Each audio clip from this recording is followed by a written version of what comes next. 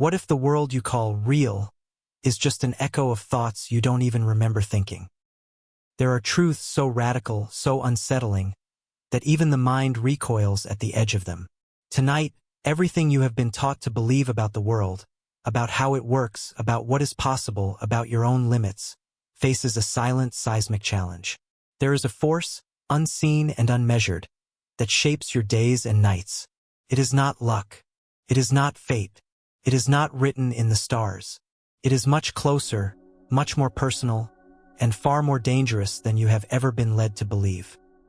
Henry Hamblin is not a household name. His words do not echo in university halls or headline bestsellers. But for those who have ever suspected that there is a crack in the story of reality, Hamblin is the missing link, the quiet architect whose vision is so powerful, so precise, that it threatens to unravel the very fabric of how we think about existence itself. This isn't a story about optimism, positive thinking, or the tired platitudes of self-help. This is about the forbidden engine at the core of the universe, conscious imagination. The world's greatest secret is not a hidden formula, not a law buried in a book, but a force inside you, operating every moment, creating, destroying, reshaping your experience without permission or apology. Tonight, you are not being asked to take a leap of faith.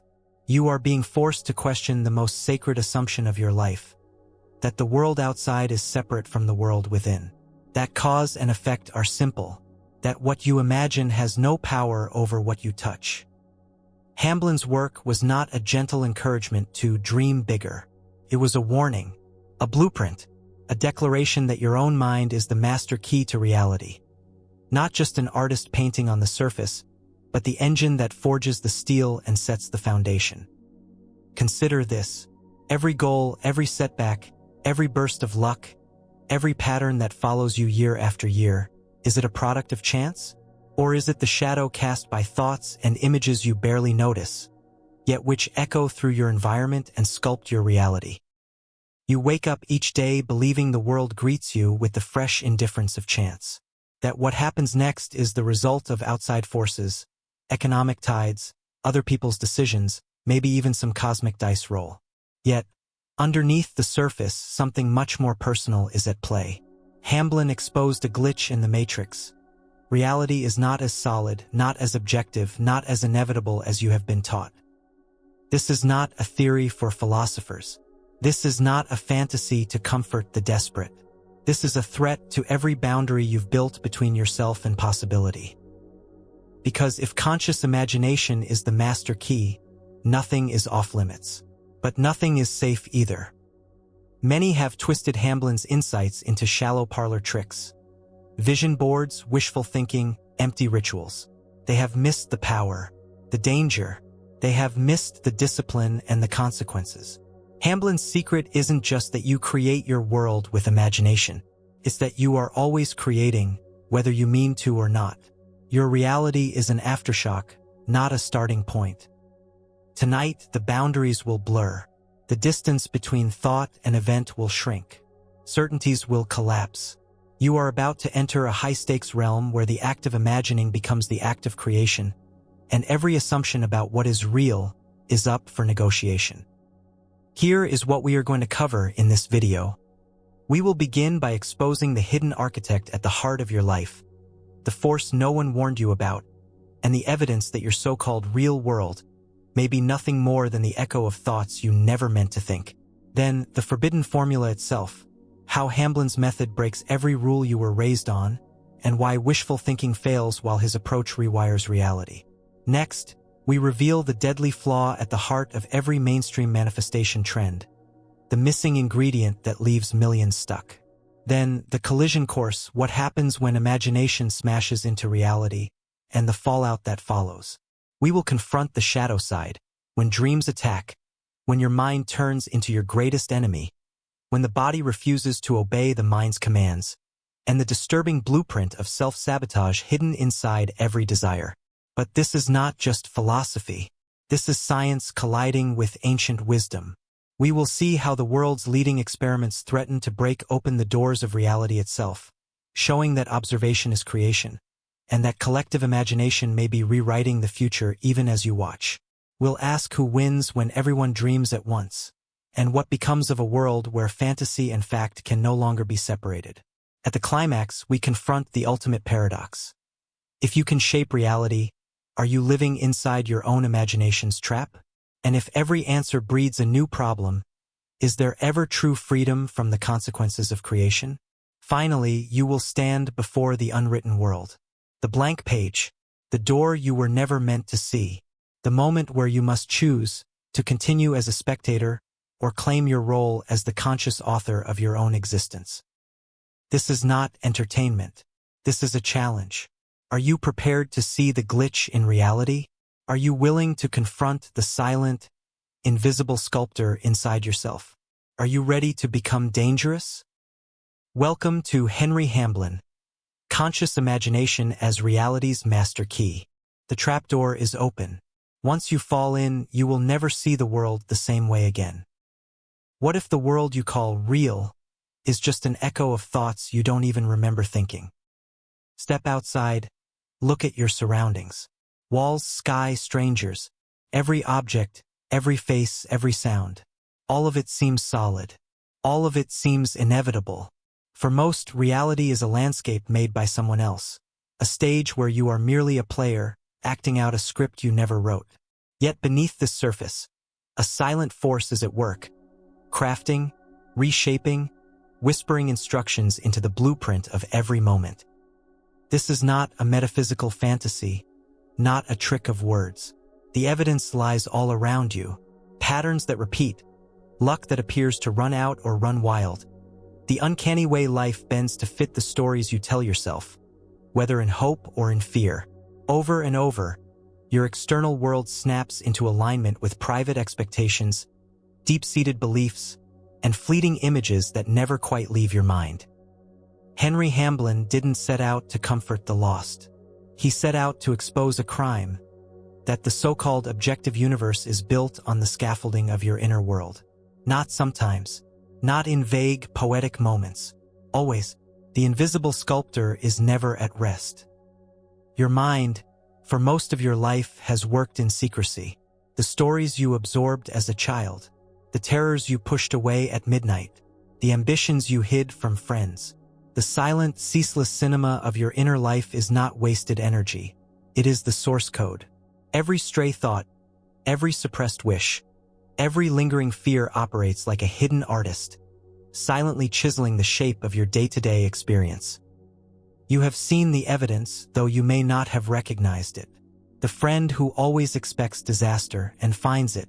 The colleague who assumes success and bends the world to fit that belief. The uncanny run of fortune or misfortune that follows certain people as reliably as a shadow. Are these patterns written by luck? Or are they the aftermath of a deeper process, the fallout of thoughts set loose in a world far less objective than you've been told? Hamblin's insight is not a comfort. It is a call to war.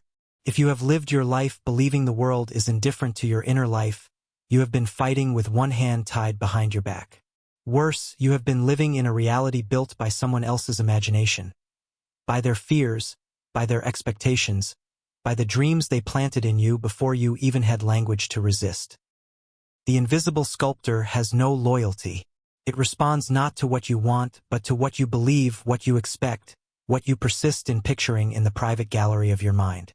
And so, every morning, the world rearranges itself to fit a script written by your conscious and unconscious thoughts. If this idea unsettles you, good. It should, because it means every limit, every failure, every fact of your experience may be nothing more than a reflection, a boomerang effect, of images and stories you barely remember thinking. So, what are you picturing right now in this very moment? Do you see yourself as lucky or cursed, powerful or helpless, worthy or invisible? The invisible sculptor is listening, not to your wishes, not to your spoken affirmations, but to the deep, constant images that loop just beneath your waking mind. These are the raw materials of your tomorrow. Yet, if the world is a mirror, what happens to those who try to change it by force, who act, struggle, hustle, and still remain trapped in the same patterns, facing the same walls? If reality is only a reflection, then effort without inner change is like trying to alter your face by punching the mirror. The world will not budge. The sculptor does not respond to effort. It responds to image.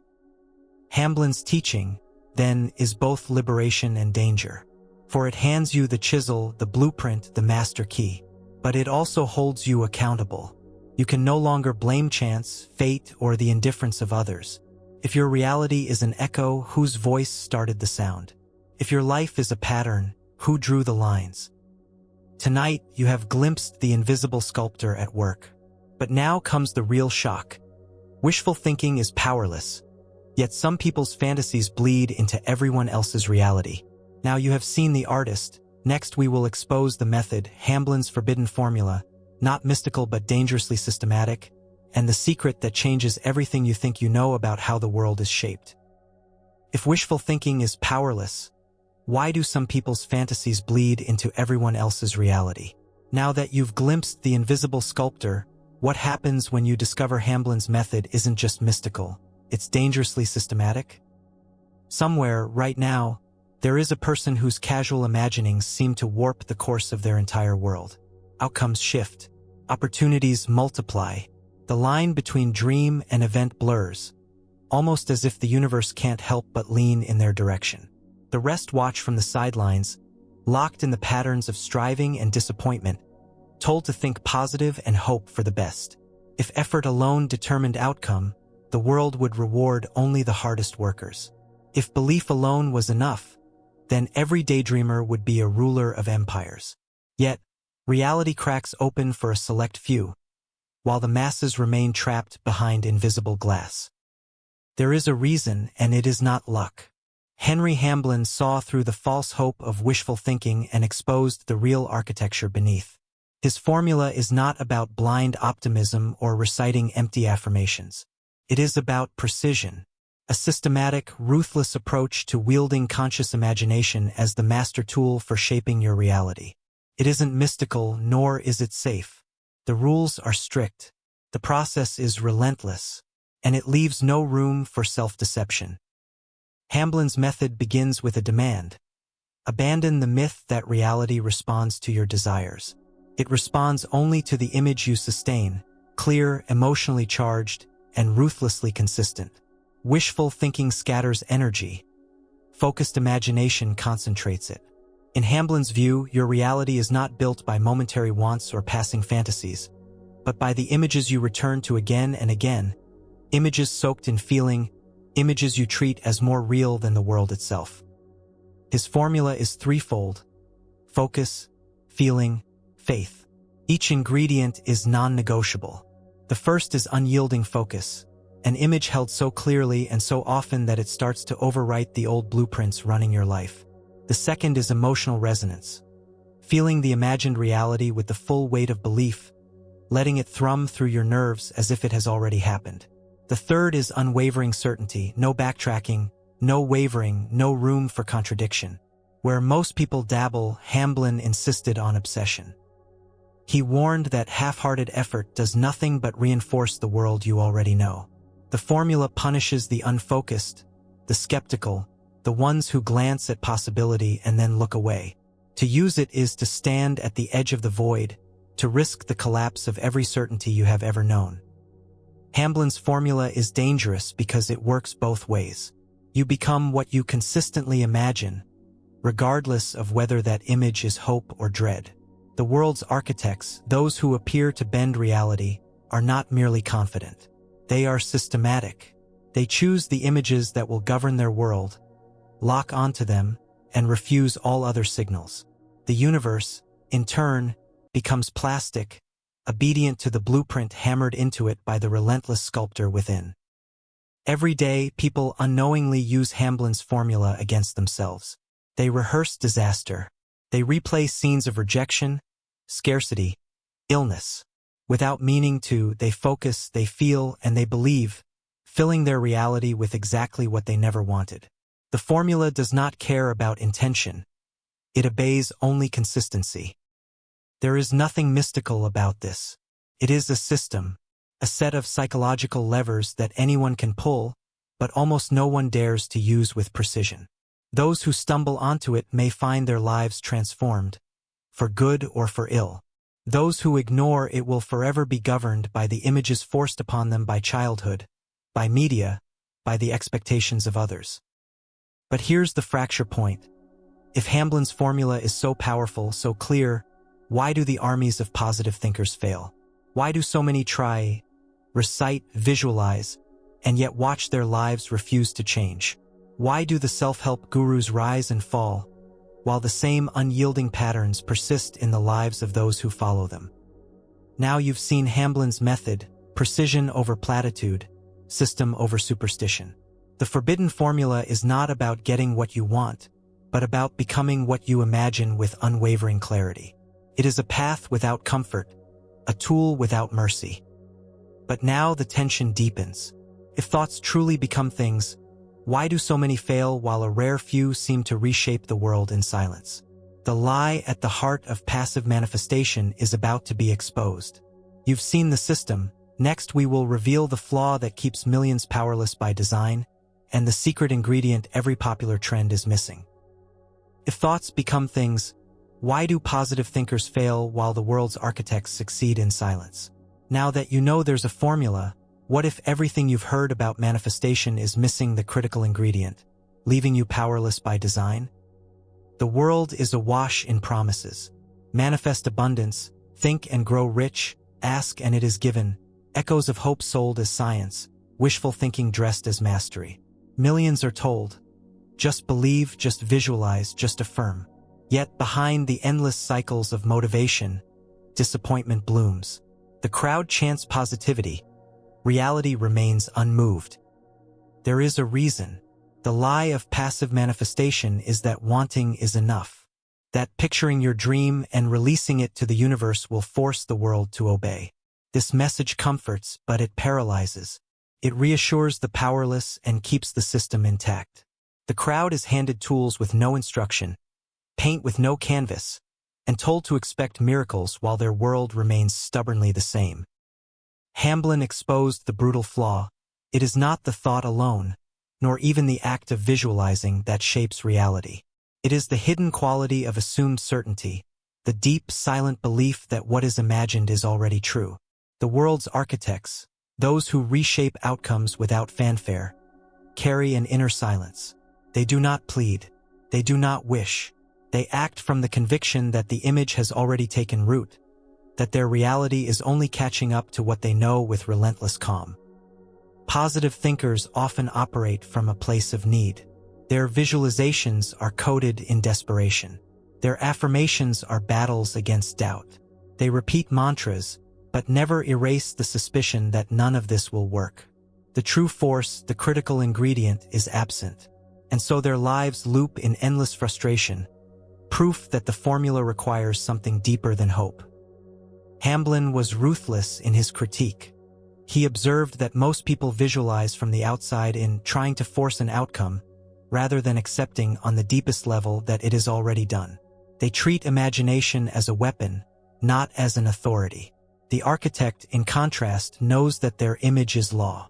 The world must bend, not because they hope it will, but because they know it cannot do otherwise. The machinery of reality is unforgiving.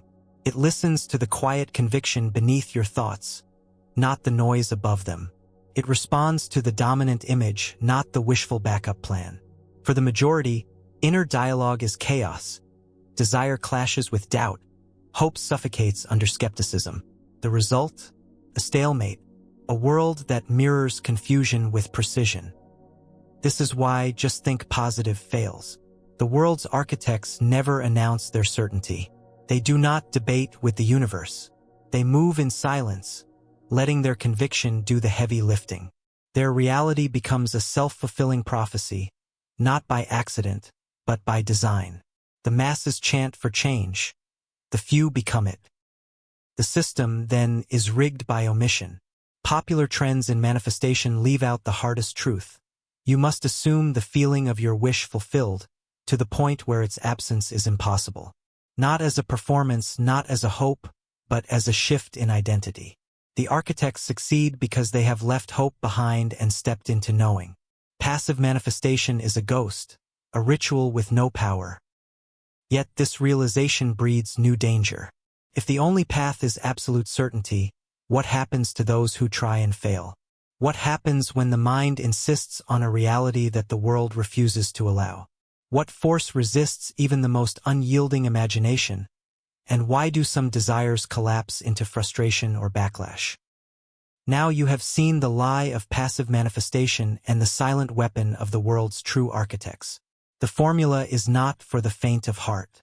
It demands more than belief, more than visualization. It demands a total cellular assumption that leaves no room for doubt. But now comes the paradox that stalks every conscious creator. When your imagination collides head-on with hard reality, who wins? Next we will face the shattering contradiction at the core of conscious creation, and the battle that begins when the mind refuses to surrender. What happens when your mind insists on a future the world refuses to allow? You've learned the missing ingredient. But now, what happens when your imagination collides head-on with hard reality? Who wins? Conviction has been declared the master key. Certainty is said to make the world yield. Yet, the moment a new vision is held with intensity, reality can seem to bite back. Results stall. Obstacles appear. The world feels frozen in its patterns, even as the mind roars for transformation. The script says you can have anything, yet some doors never open no matter how long you wait, how fiercely you assume, how deeply you believe. The paradox stands like a locked gate. The mind broadcasts new images with relentless precision, but the world continues to present the old. There is a collision, an impact zone where inner knowing slams into outer resistance. For every story of instant manifestation, there are 1,000 quiet battles where the imagined reality and the lived reality become locked in war, neither side surrendering, both sides suffering. Why do some realities change overnight, while others remain stubbornly immune? If imagination is law, why does reality sometimes refuse to listen? Here, the system reveals its jagged edge. The universe is not passive. It is not a blank slate waiting for your command. Every atom, every habit, every structure in your environment is the echo of all your previous imaginings, all your inherited beliefs, every story you have swallowed and never challenged. The new image does not simply overwrite the old. It must confront, contest, and ultimately outlast it. A deeply held pattern is a fortress years, even decades in the making. The mind sends a new command, but the world is already running an old script. The contest is fierce. Sometimes the old pattern strikes back with force. Setbacks, delays, inexplicable resistance. The harder you push, the harder it seems to push back. At this threshold, most turn away. The doubt creeps in. The logic of the old world returns. It's not working. I must be doing something wrong. Maybe this is all just wishful thinking. The paradox is so sharp, so absolute, that it can break the will of the most disciplined imaginer. Every failed attempt, every lingering frustration becomes new evidence for the old world's authority. But here's the contradiction. Even these moments of doubt, these rehearsals of frustration, are fuel for the invisible sculptor. The mind, desperate for change, becomes trapped in a loop, imagining and then measuring, picturing and then panicking, sending mixed signals that reinforce both the desire and the lack. The paradox intensifies. The more urgently you demand a new reality, the more violently the old one asserts itself. This collision is not a flaw. It is the price of transformation. The new image must not merely appear. It must consume, dissolve, and replace every competing narrative in the mind. The old reality is not simply erased. It is starved. It withers under the relentless certainty of a new story, but only if the certainty outlasts the storm. For those who persist, the paradox eventually cracks. The external world, battered by the unyielding force of conscious imagination, begins to falter. Unexpected shifts appear. Patterns break. Synchronicities erupt in places long deemed impossible. The world, grudgingly, concedes to the new command. But the fight is brutal. It is not magic. It is a war of endurance, a contest of narrative dominance, and the stakes are nothing less than reality itself. This is why the masses retreat. The pain of paradox, the sting of waiting, the agony of apparent failure becomes too much. The world, in its stubbornness, teaches most to settle, to shrink their desires, to make peace with the old. Yet, for the few who withstand the contradiction, the gates begin to bend. But the cost of persistence can be steep, for when imagination refuses to yield, and the world continues to resist, a new danger emerges. The mind, under siege, may begin to turn against itself. Next, we will step into the shadow where dreams, instead of setting you free, become your captors, where conscious imagination, wielded recklessly or desperately, can backfire and trap you in the very reality you seek to escape. Can conscious imagination backfire and trap you in the very reality you want to escape? After facing the paradox, what if your dreams are working against you, constructing cages instead of doorways? The mind is not a neutral tool. Its power cuts both ways. When the vision of a new reality is met by relentless resistance, when every act of focused imagination seems only to deepen the trenches of the old, a quiet reversal can begin. The images meant to set you free can twist into traps, tightening their grip with every repetition. Here, hope mutates into obsession. The desired future becomes a constant measurement, a nagging comparison, a wound that will not close. Every moment spent picturing the new reality is followed by disappointment in the old. Each day that fails to deliver the vision is added to the mountain of evidence that change is impossible. Imagination, instead of being a bridge, becomes a prison, each thought reinforcing the very state it was meant to replace. This is the dark side of conscious creation. The mind, fixated on its goal, starts to feed on lack. Every attempt to imagine abundance is poisoned by the awareness of scarcity. Every picture of health is haunted by the memory of pain. The more fiercely you try to overwrite the old reality, the more you reinforce the emotional signal that it remains unbroken. The process becomes self-reinforcing. The dream is held in place not by hope, but by fear, fear that it will never come, fear that you are doing it wrong, fear that the world cannot change. Every act of visualization is stalked by a shadow of doubt, and it is the shadow that the invisible sculptor follows. Hamblin warned that this is the point of greatest danger. The power to create reality is neutral, responding only to the dominant emotion, the dominant image. The mind that cannot let go of its dream becomes enslaved to it, building new walls with every desperate affirmation. The desired state, once a source of inspiration, becomes an obsession that blocks all movement, all possibility. Sometimes the cages are subtle. A person imagines freedom so intensely that all they feel is their chains.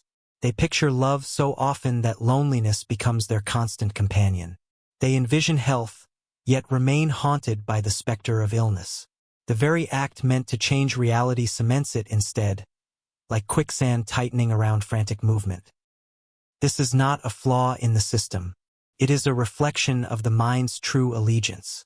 The invisible sculptor does not respond to words or intentions, but to the frequency of emotional certainty. If that certainty is lack, the world delivers more lack. If it is fear, the world answers with more fear. Dreams, when held without faith, without true release, can become nightmares, imprisoning the dreamer in a cell of their own making. The only escape is to master the art of letting go, to hold the vision with calm authority, not desperate craving. The architects of reality are not tormented by desire. They are possessed by knowing. The difference is total and the outcome is absolute. Now you have seen the cost of forcing the world to change. You have watched dreams become cages. But deeper still is a question that refuses to die. If the mind is so powerful, why does the body sometimes betray its commands? If the sculptor is truly sovereign, why are there limits that seem impossible to cross?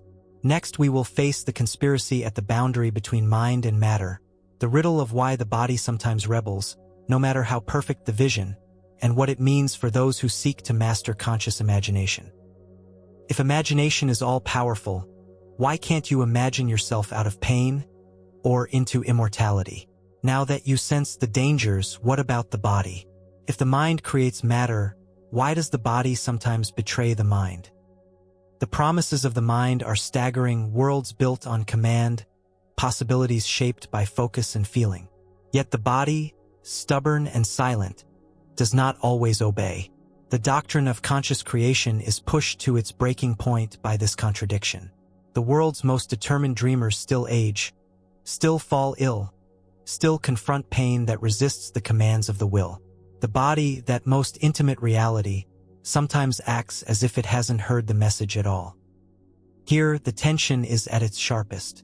The invisible sculptor wields total authority in theory, but the flesh seems to follow ancient blueprints. Every cell, every nerve, every limit whispers of a reality older and more resistant than any fleeting vision.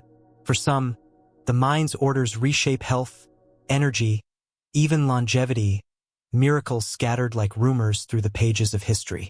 For most, the body persists in its habits, loyal to genetics, injury, entropy. Why does the body not leap at the mind's command? Why does pain linger? Why do scars remain? Why do the walls of biology seem so immovable? Some seek answers in science, in biology, in the limitations of matter.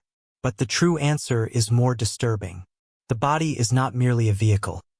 It is a living archive of all your imaginings, all your traumas, all your expectations.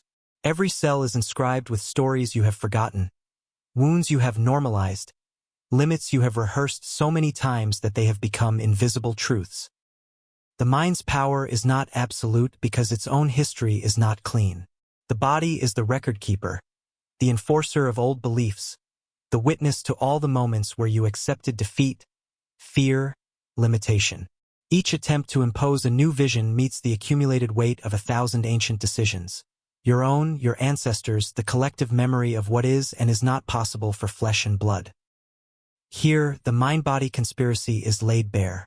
The invisible sculptor works with clay that has already been shaped, baked, fired. It cannot simply paint over the surface. It must break, remold, recast. The process is neither instant nor gentle. True change, miraculous or mundane, requires the mind to face every hidden blueprint written into the body. Every illness, every ache, every unbreakable habit is both a message and a riddle. What image, what story, what expectation is the body still obeying? Miracles do happen, but they are not random. They arrive where certainty is absolute, where every layer of inner conflict has been stripped away, where no old story remains to resist. For the rest, change is slow, incremental, hard-won. The body's resistance is not rebellion. It is loyalty to every previous order the mind has given, consciously or not.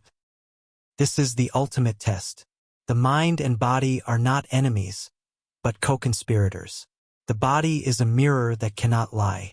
When the mind's vision is fractured, the body's response is confused, partial, inconsistent. When the mind achieves unity, clarity of image, depth of feeling, unwavering belief, the body has no choice but to respond, even if the process is messy, painful, incomplete. The conspiracy is both tragedy and opportunity. It means you cannot simply wish your way out of pain. But it also means every limitation is negotiable, every diagnosis a challenge to the authority of old beliefs.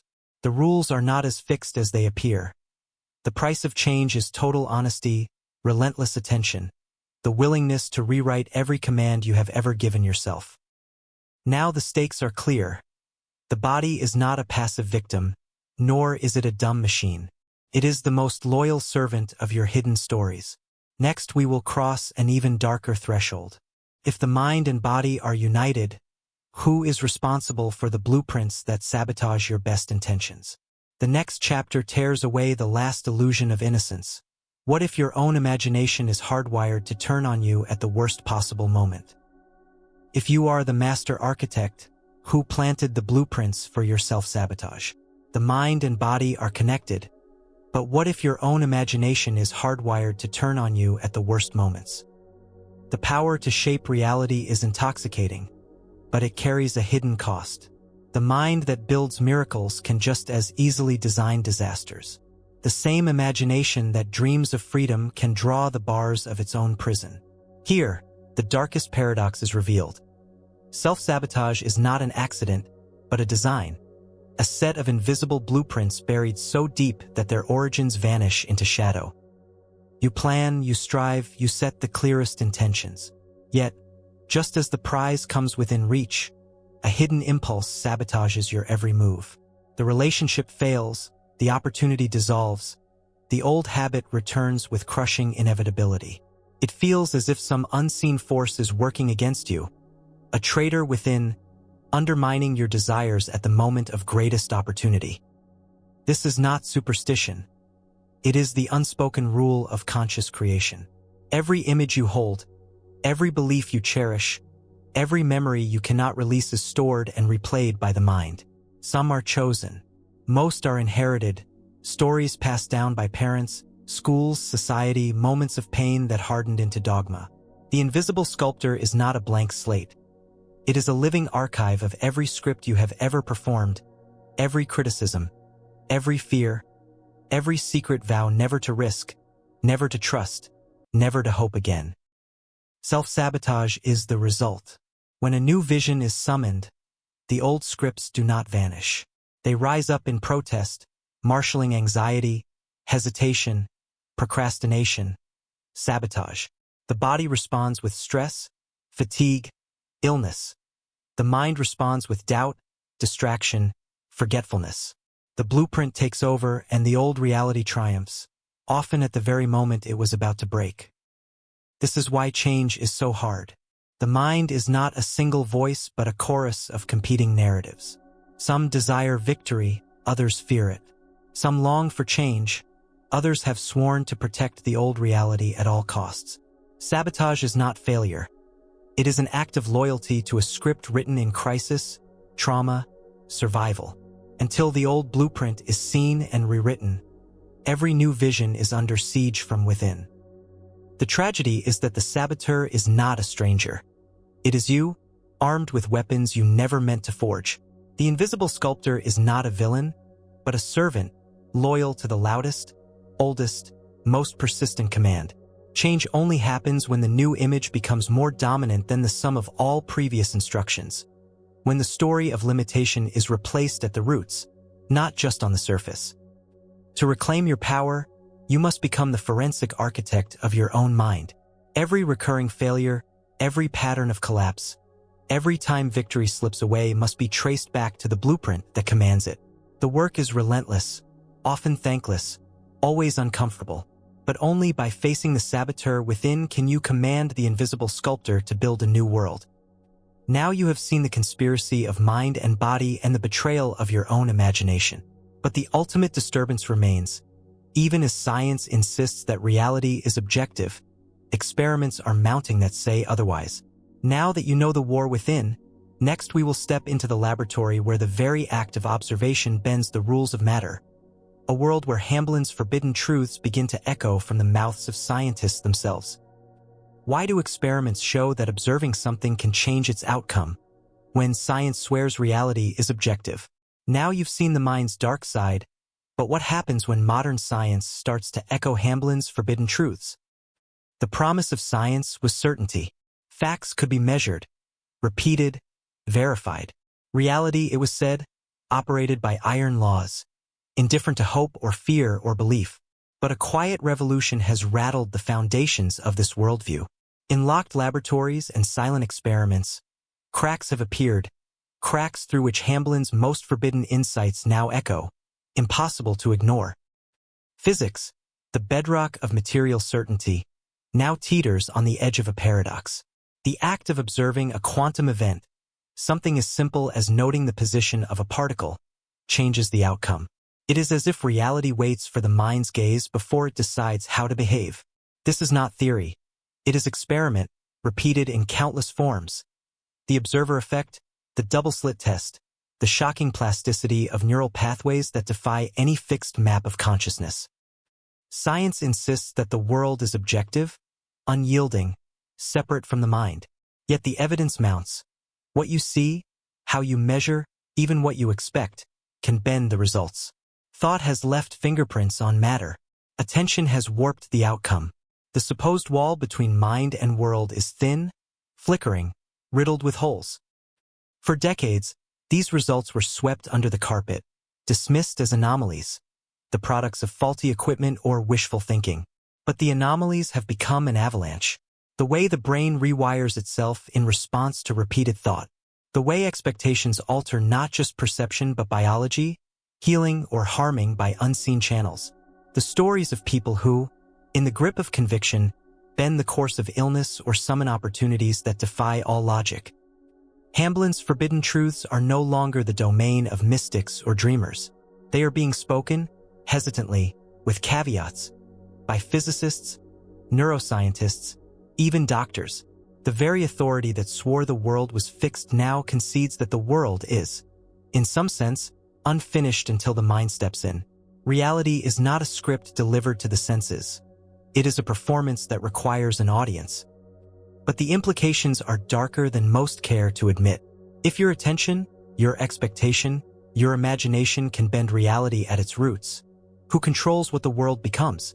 If billions of minds are observing, judging, desiring, what happens when their visions conflict? Who gets to write the outcome? Whose observation matters most? The ground is unstable, the rules in flux. The more science uncovers, the less certain the old answers become. The riddle of the invisible sculptor, once a philosophical oddity, now stalks the halls of the world's laboratories, refusing to be silenced. Every experiment that proves the mind's influence on matter is a doorway, one that can never again be closed. Now you have heard the whispers from the edge of science, where Hamblin's most radical claims stand on the threshold of validation. But this disturbance does not stop at the individual level. If the mind is a shaper of reality, what happens when a crowd, a society, a world full of imaginations all pull in different directions? Next, we will step into the chaos and possibility of collective dreaming and the terrifying question at its core. If we're all imagining at the same time, whose vision wins and whose world disappears? If we're all imagining at the same time, whose vision wins and whose world disappears? Having torn the veil with science, what happens when billions of minds start shaping reality together? Can societies dream themselves to death or into utopia? A single imagination can shift the path of a life, but in the world outside, billions of minds pulse with hopes, fears, dreams, and nightmares. Cities rise and fall on the strength of collective belief. Markets crash on whispers. Movements ignite from nothing. Wars erupt from shared stories, some so old their authors are forgotten. The invisible sculptor, it turns out, is not just personal. It is collective. Its reach is vast, its appetite insatiable. Society itself is a web of overlapping imaginations. Nations are inventions, borders are agreements, economies are mass hallucinations kept alive by shared expectation. Every system, every culture, every tradition is a monument to the power of collective consciousness. What endures is not what is real, but what is believed by enough people for enough time. This is the arena where reality becomes a contest. Whose story dominates? Whose vision takes root? In every age, a handful of narratives become law, enforced by the force of mass agreement. Dissenters are marginalized, heretics exiled, visionaries crushed, until, abruptly, a new consensus is forged, and the impossible becomes inevitable. Revolutions are born this way, so are collapses. Hamblin's master key is here revealed as double-edged. The dreamer is powerful, but the crowd is nearly omnipotent. One person's conviction can shake a small world. A billion aligned can shatter the fabric of reality. Utopias are constructed from a collective vision of possibility. Nightmares, too, are summoned by mass obsession with fear and scarcity. The most dangerous dreams are those we don't even know we share. But what happens when collective imaginations collide?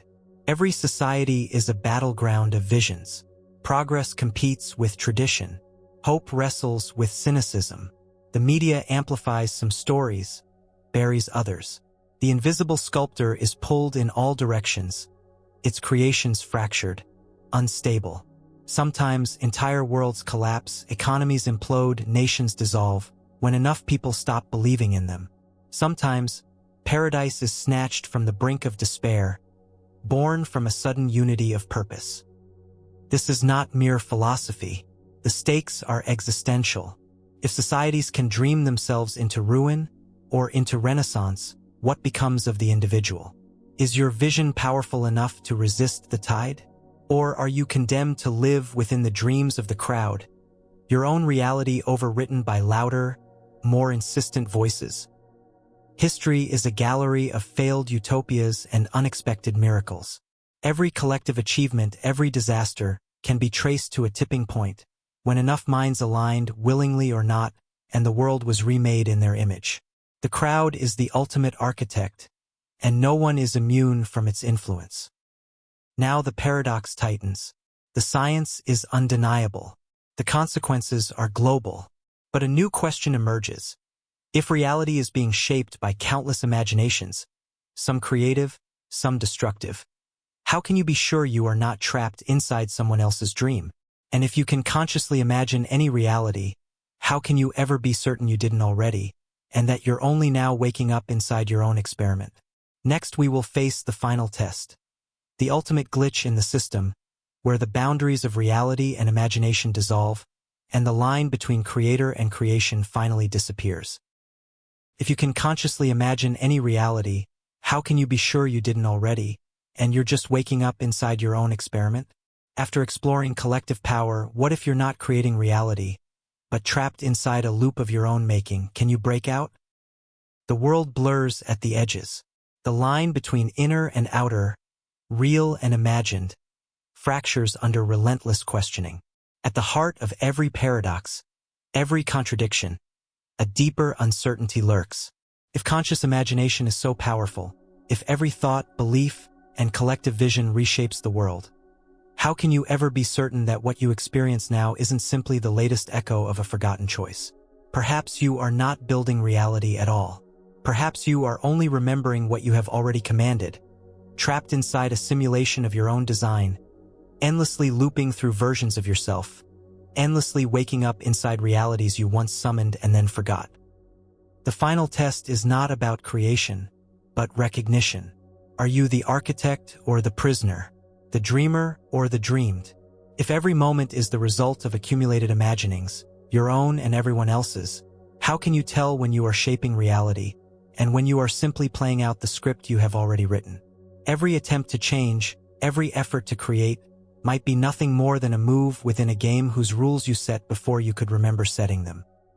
This is the heart of the simulation glitch. You act, you plan, you focus, you believe, and reality responds, but only within the boundaries of what your deeper self already believes is possible. Try as you might to escape, you may be caught in a maze of your own subconscious convictions, blind to the patterns you are still enforcing. The harder you struggle, the tighter the loop becomes. The world morphs in response to your efforts, but only enough to keep the illusion of freedom alive, never enough to allow a true break.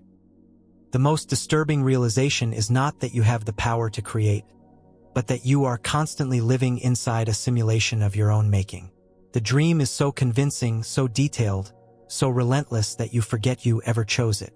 The moment you wake up to its logic, it shifts, new rules, new boundaries, all traced back to the same invisible blueprints etched in imagination long ago. Some seek escape through willpower, others through surrender, but the trap remains. Every effort to break the simulation becomes another confirmation that it is real, another layer of belief stacked on top of belief. The architects who seem to escape, who appear to leap between realities with ease, have mastered something most never notice. They question the foundation. They examine not just their current desires, but the history of desire itself. They look for the original script, the root image, the first decision that set the loop in motion. But there is no comfort here. The simulation does not care about comfort. It feeds on your attention, your conviction, your willingness to repeat the same story. You can fight it, you can make peace with it, or you can learn to rewrite the script at its source. But nothing changes until the core assumption, the bedrock belief about what is real, what is possible, what is inevitable, has been exposed and replaced. Now the final test is upon you. Will you break the loop, or reinforce it? Will you escape the simulation, or become its most loyal player? Every move you make is both a key and a lock, a new possibility and a reinforcement of the old pattern. The door is open, but only for those who dare to see it. The dream is yours, but so is the cage. The stakes have never been higher. Now comes the darkest twist yet. What if every time you manage to rewrite your reality, every time you solve one problem, you secretly breed a new one? Next, we will step into the shadow of conscious power, where every solution comes with an invisible cost, and mastery means learning to live with consequences that can never be undone. What if every solution your mind creates secretly breeds a new, invisible problem? Escaping the loop, what if mastering imagination means learning to live with a power that always creates unforeseen consequences? The pursuit of conscious creation is a chase without end. Every act of focus, every new vision, every hard-won change in circumstance arrives as both blessing and burden. No victory is complete, no breakthrough without a hidden cost. As one wall falls, another rises in its place. Each problem solved reveals a new contradiction. The shadow of conscious power is this: reality responds but always demands payment. You set out to manifest abundance, and soon discover envy, complexity, unforeseen burdens. You envision health only to find new anxieties, new attachments to keeping what you've gained. You crave love, achieve it, and then face the terror of losing it, or the hidden fractures it exposes within you. The world is plastic, but not pliant.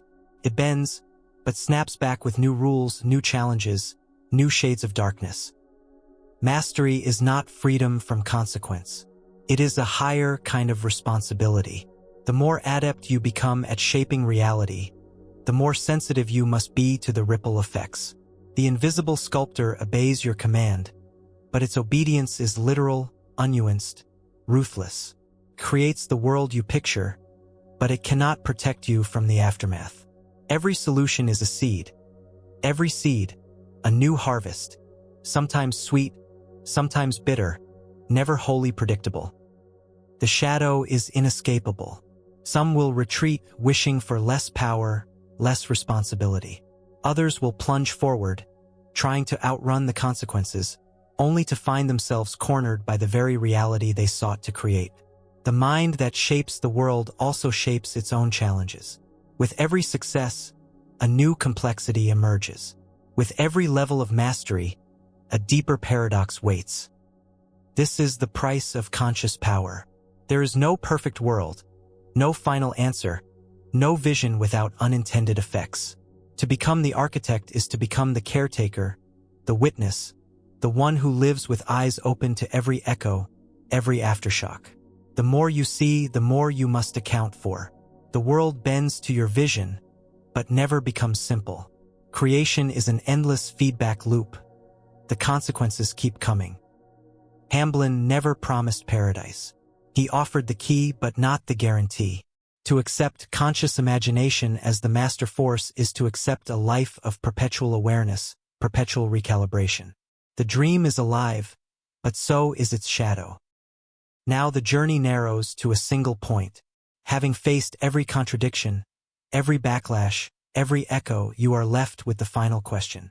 If everything is possible, why does the world still look the same? Until you dare to rewrite it. Now you stand on the edge of the unwritten world. Next, we will see what happens when you step beyond every script and finally claim your power as the conscious author of existence. If everything is possible, why does the world still look the same? Until you dare to rewrite it. Now you face the shadow, you stand on the edge. Do you turn away, or step into the void and become the conscious author of your own existence? Stand here on the brink. The curtain is gone. The blueprint is blank. The invisible sculptor waits, tool in hand, no instructions but yours. All the stories you've inherited, all the patterns you've rehearsed, every belief and every limit. These are only lines drawn in soft sand, erased by the tide of a single act of imagination. Yet the world remains, solid, stubborn, unchanged for most, day after day. The rules seem absolute, the outcomes inevitable, the future set by powers beyond reach. The paradox persists. You possess the master key, but the door refuses to open. You picture freedom, yet walk the same old maze. This is the riddle at the heart of Hamblin's revelation. Everything is possible, yes, but possibility is not permission. The unwritten world does not yield to timid longing, half-hearted daydreams, or the borrowed scripts of others. The sculptor creates only what you truly claim, what you are willing to believe even as the evidence denies you, what you dare to imagine without apology or restraint. All the lessons now converge on a single truth. The power to shape reality is not given. It is seized. The world remains the same because the mind repeats itself. The familiar is recreated, not because it is true, but because it is practiced, rehearsed, performed in silence day after day. To see change, to break the endless loop, you must step outside every story you have ever been handed and write your own, raw, unwelcome, against the grain of consensus reality. Most will not. The cost is too great. The world rewards conformity, not vision. To truly become the conscious author is to risk exile from the crowd, to court the unknown, to walk without guarantee. The blank page is terrifying. The power is real, but so is the solitude. Few are willing to pay that price. But possibility waits, indifferent to your fear. The sculptor cannot rest. The moment you dare to hold a new image, to invest it with feeling, certainty, and persistence, the world bends. Slowly, violently, beautifully, unpredictably. The unwritten world begins to take shape, one choice at a time, one stubborn act of faith after another. The question remains unresolved. Do you turn away, retreat into old patterns, claim the comfort of the known? Or do you step forward, dangerous, unruly, awake, to become the conscious author? The risk is absolute. So is the reward. There are no more instructions, no safety net. The trapdoor yawns open. The final glitch in reality beckons. The unwritten world is waiting, not for permission, but for command. Will you dare to imagine? Or will you let the story remain unwritten, forever the echo of someone else's dream?